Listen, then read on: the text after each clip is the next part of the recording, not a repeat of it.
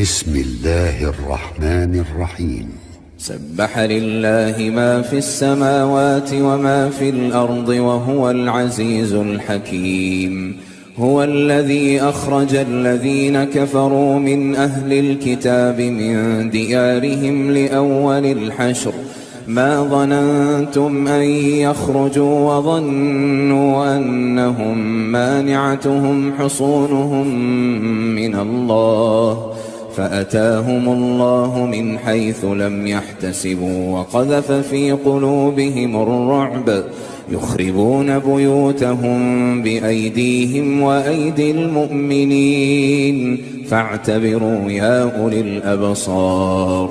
ولولا أن كتب الله عليهم الجلاء لعذبهم في الدنيا ولهم في الآخرة عذاب النار. ذلك بأنهم شاقوا الله ورسوله ومن يشاق الله فإن الله شديد العقاب. ما قطعتم من لينة أو تركتموها قائمة على أصولها فبإذن الله وليخزي الفاسقين. وما أفاء الله على رسوله منهم فما أوجفتم عليه من خيل ولا ركاب ولكن الله يسلط رسله على من يشاء والله على كل شيء قدير. ما أفاء الله على رسوله من أهل القرى فلله وللرسول ولذي القربى واليتامى والمساكين وابن السبيل كي لا يكون دولة بين الأغنياء منكم. وما آتاكم الرسول فخذوه وما نهاكم عنه فانتهوا واتقوا الله إن الله شديد العقاب. للفقراء المهاجرين الذين أخرجوا من ديارهم وأموالهم يبتغون فضلا من الله ورضوانا وينصرون الله ورسوله أولئك هم الصادقون. والذين تبوأوا الدار والإيمان من قبلهم يحبون من هاجر إليهم ولا يجدون في صدورهم حاجة مما أوتوا ويؤثرون على أنفسهم ولو كان بهم خصاصة ومن يوق شح نفسه فأولئك هم المفلحون. والذين جاءوا من بعدهم يقولون ربنا اغفر لنا ولإخواننا الذين سبقونا بالإيمان ولا تجعل في قلوبنا غلا للذين آمنوا ربنا إنك رؤوف رحيم. ألم تر إلى الذين نافقوا يقولون لإخوانهم الذين كفروا من أهل الكتاب لئن أخرجتم لنخرجن معكم ولا نطيع فيكم أحدا أبدا وإن قوتلتم لننصرنكم والله يشهد إنهم لكاذبون. لئن أخرجوا لا يخرجون معهم ولئن قوتلوا لا ينصرونهم ولئن نصروهم ليولن الأدبار ثم لا ينصرون.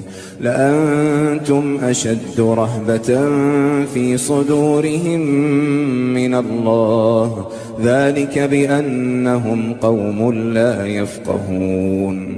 لا يقاتلونكم جميعا إلا في قرى محصنة أو من وراء جدر بأسهم بينهم شديد تحسبهم جميعا وقلوبهم شتى ذلك بأنهم قوم لا يعقلون كمثل الذين من قبلهم قريبا ذاقوا وبال أمرهم ولهم عذاب أليم كمثل الشيطان إذ قال للإنسان اكفر فلما كفر قال إني بريء